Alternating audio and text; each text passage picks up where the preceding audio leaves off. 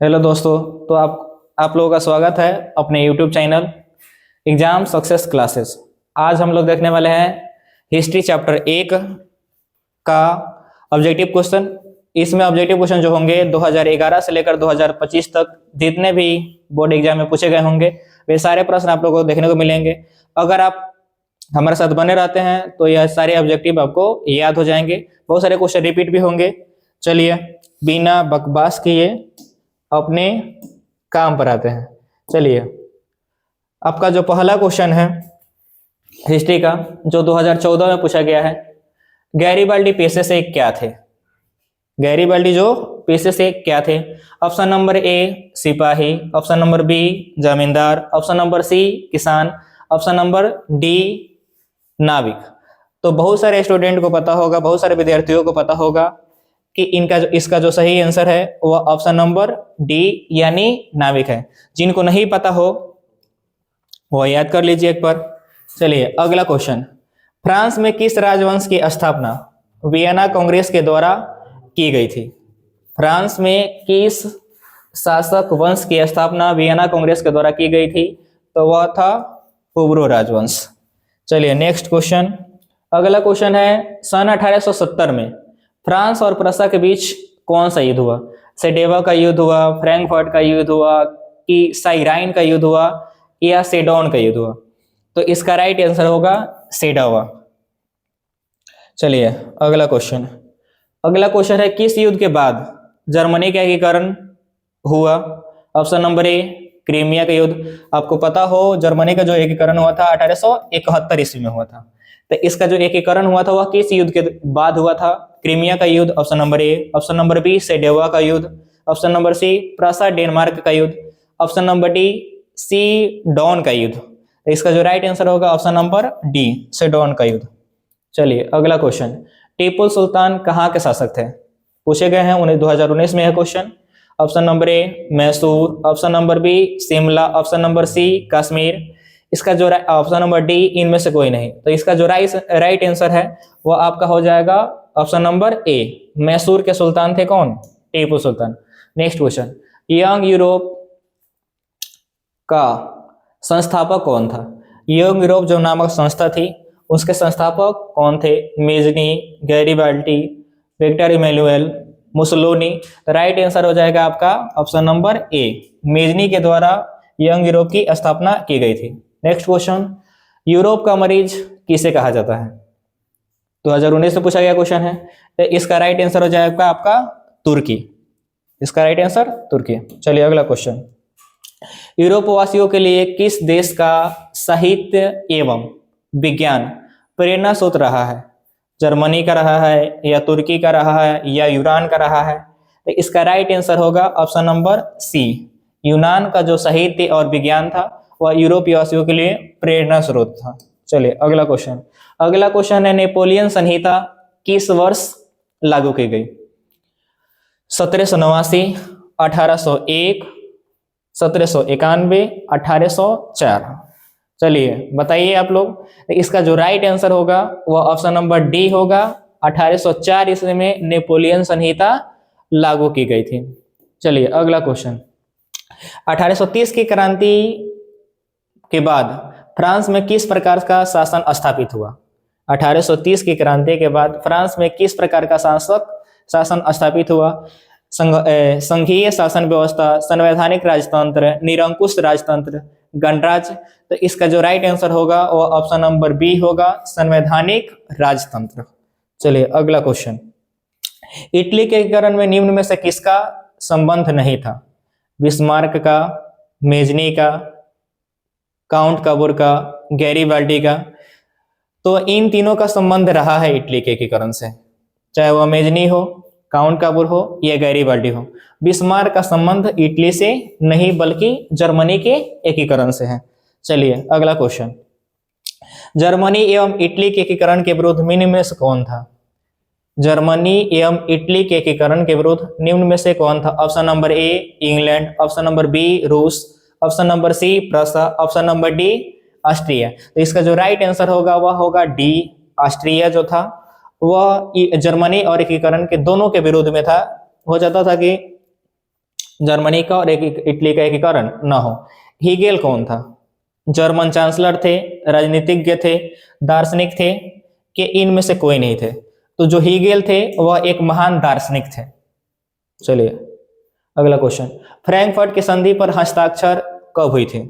जो फ्रैंकफर्ट की संधि पर हस्ताक्षर हुई थी, एक और तरीका पूछा जा सकता है क्वेश्चन पूछने का तरीका कि फ्रैंकफर्ट की संधि कब हुई थी? इसका राइट आंसर हो जाएगा 1871। 1871 में ही फ्रैंकफर्ट की संधि हुई थी जिस पर हस्ताक्षर किया गया। अगला क्वेश्चन, सेडोन युद्ध कब हुआ? 1871, 1870, 1848, 1815। तो इसका जो राइट आंसर होगा वह 1870 होगा, बी नंबर। चलिए अगला क्वेश्चन, जर्मनी के एकीकरण का प्रमुख वास्तुकार कौन था? मेजनी थे, गैरीबाल्डी थे, नेलिन थे, बिस्मार्क थे, इनमें से कौन था? तो वह था भाई बिस्मार्क, ऑप्शन नंबर डी। चलिए नेक्स्ट क्वेश्चन, अगला क्वेश्चन है 1871 में कौन सी संधि हुई? बल थोड़ा देर पहले आप लोग एक क्वेश्चन देखे थे, फ्रैंकफर्ट की संधि जो हुई थी उस पर हस्ताक्षर हुआ था या संधि हुआ था 1871 इसमें। क्वेश्चन पूछने का तरीका थोड़ा सा पलट दिया, पलटने के बाद में पूछ कर रहा है कि 1871 में कौन सी संधि हुई थी। क्वेश्चन घुमा रहा है कि आप लोग घूम जाइएगा, ना ना ना, क्वेश्चन घुमा ला ना, आप लोग नहीं घूमिए, क्वेश्चन को घुमा दीजिए। फ्रैंकफर्ट की संधि जो हुई थी वो 1871 ईस्वी में हुई थी। राइट आंसर हो जाएगा आपका ऑप्शन नंबर ए। चलिए नेक्स्ट क्वेश्चन, जर्मनी के एकीकरण के लिए कौन उत्तरदायी था?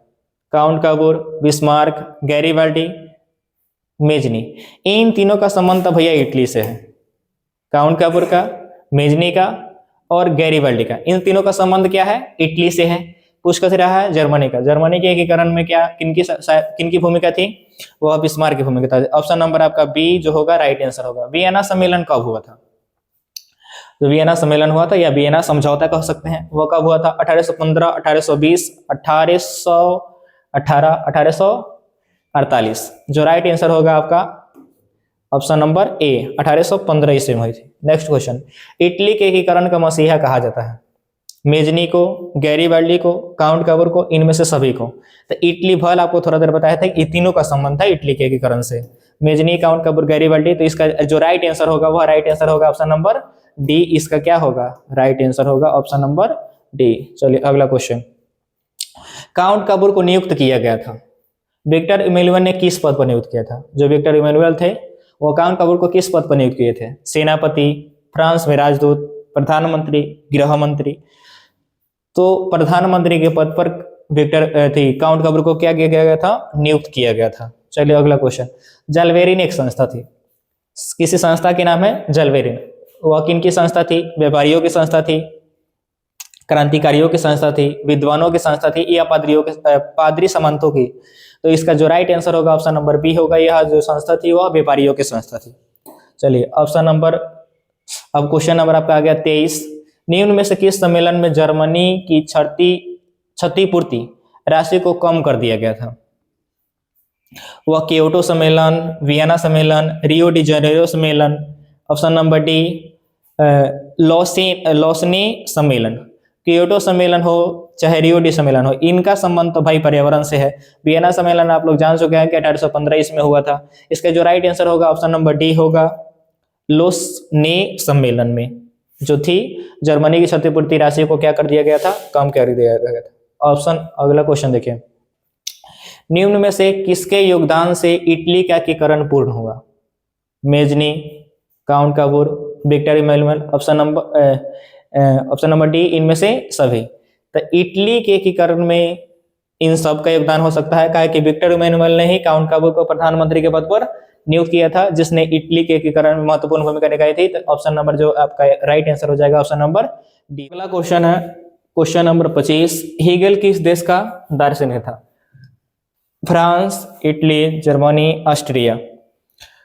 इसका जो राइट आंसर है option number C, Germany. Hegel जो थे वह जर्मनी के एक महान दार्शनिक थे। चलिए अगला क्वेश्चन है, वियना कांग्रेस का मुख्य उद्देश्य क्या था? जो वियना कांग्रेस जो 1815 ईस्वी में, या वियना सम्मेलन जो 1815 ईस्वी में हुई थी, उसका क्या उद्देश्य था? गणराज्यों को पुनर्स्थापित करना, लोकतंत्र को पुनर्स्थापित करना, राजतंत्र को पुनर्स्थापित करना, कि इनमें से कोई नहीं? तो इसका जो राइट आंसर हो जाएगा ऑप्शन नंबर सी हो जाएगा, राजतंत्र को पुनः स्थापित करने के लिए वियना कांग्रेस सम्मेलन हुई थी जो 1815 ईस्वी में हुई थी। फ्रांसीसी क्रांति कब हुई? 1789, 1804, 1871, 1817। तो इसका राइट आंसर हो जाएगा ऑप्शन नंबर ए, 1789 ईस्वी में ही फ्रांसीसी क्रांति हुई थी। चलिए अगला क्वेश्चन, राष्ट्रीय आंदोलन का केंद्र जेना विश्वविद्यालय कहाँ स्थित है? इटली, जर्मनी, रूस, ग्रेट ब्रिटेन। क्वेश्चन है आपका 28 नंबर क्वेश्चन, राष्ट्रीय आंदोलन का केंद्र जेना विश्वविद्यालय कहाँ स्थित है? कहाँ स्थित है आपका? तो जो राइट आंसर होगा आपका ऑप्शन नंबर बी हो जाएगा, इसका राइट आंसर होगा जर्मनी। राष्ट्रीय आंदोलन का जो केंद्र जेना विश्वविद्यालय है वह जर्मनी में स्थित है। चलिए अगला क्वेश्चन, कोसूत का संबंध किस देश से है? ऑस्ट्रिया से, यूनान से, पोलैंड से, हंगरी से। कोसूत का संबंध किस देश से है? कोसूत का संबंध किस देश से है? तो कोसूत का जो संबंध है वह यूनान से है, ऑप्शन नंबर बी। चलिए नेक्स्ट क्वेश्चन,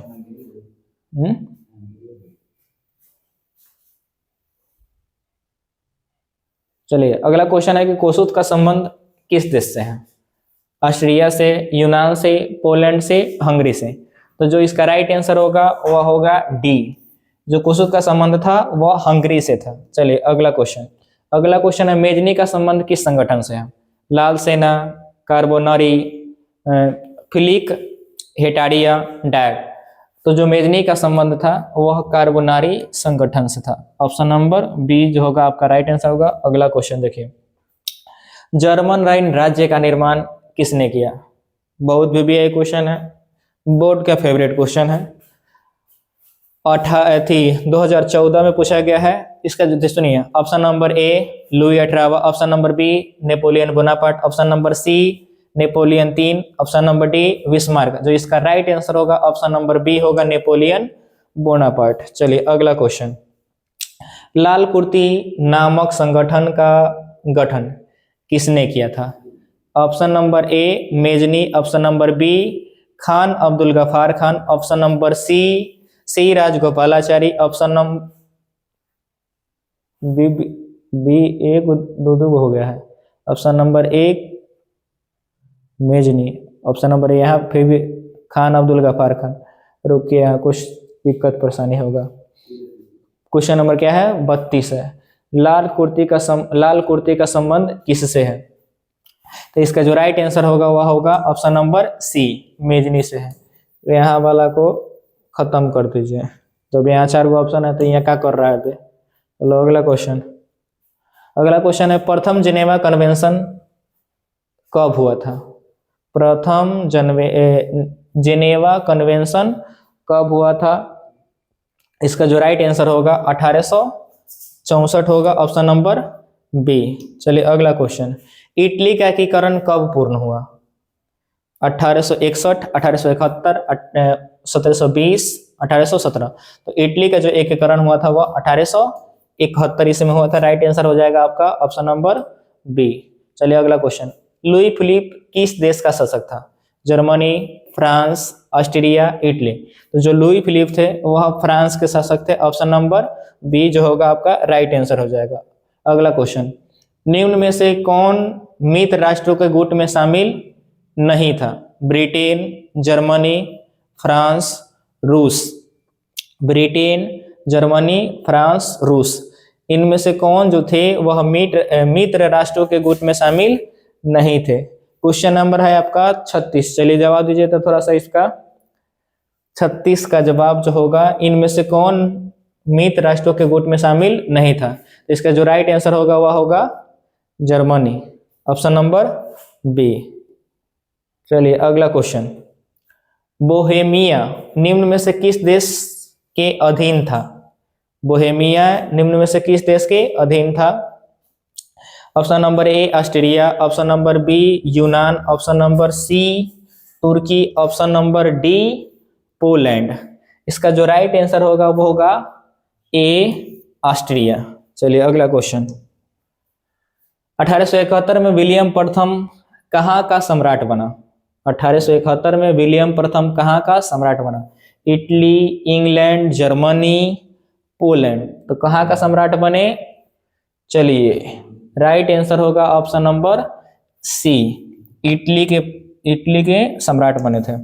चलिए अगला क्वेश्चन, लुई 16वें को फांसी कब दी गई? तो लुई 16वां फ्रांस के शासक थे, उनको फांसी कब दी गई? 1748, 1793, 1798, 1834। तो इसका जो राइट आंसर होगा ऑप्शन नंबर बी, 1793 में इनको फांसी दे दी गई। चलिए अगला क्वेश्चन, अगला क्वेश्चन है पोट्सडम की घोषणा के बाद किसने आत्मसमर्पण किया? पोट्सडम की घोषणा के बाद किसने आत्मसमर्पण किया? France, Japan, Vietnam, option number D में भारत। तो किसने किया? तो अब इसका जो राइट आंसर होगा वह होगा जापान। चलिए ऑप्शन नंबर बी। अगला क्वेश्चन, सार्डिनिया का राजा कौन था? Victor Emmanuel, Napoleon, Charles X, इनमें से कोई नहीं। इसका जो राइट आंसर होगा option number A, Victor Emmanuel जो थे वह कहाँ के शासक थे? सार्डिनिया के शासक थे। चलिए अगला क्वेश्चन, इटली के एकीकरण का प्रमुख नायक कौन था? मेजनी, काउंट काबूर, गैरीबाल्डी, इनमें से सभी। जो राइट आंसर हो जाएगा इनमें से सभी होगा ऑप्शन नंबर डी। चलिए अगला क्वेश्चन, रक्त एवं लौह की नीति का अवलंबन किसने किया? चाहे रक्त एवं लौह की नीति को किसने लाया? तो उसका जो राइट आंसर होगा वह होगा बिस्मार्क, ऑप्शन नंबर सी। चलिए अगला क्वेश्चन, यूरोपीय सभ्यता का पालना किस देश को कहा जाता है? इटली को, रोम को, स्पेन को, यूनान को। यूरोपीय सभ्यता का पालना किस देश को कहा जाता है? तो इसका जो राइट आंसर होगा वह होगा आपको ऑप्शन नंबर डी, यूनान को, यूरोपीय सभ्यता का पालना। चलिए निम्नलिखित में से कौन जर्मन चांसलर था? Mazzini, Hegel, Victor Emmanuel, Bismarck.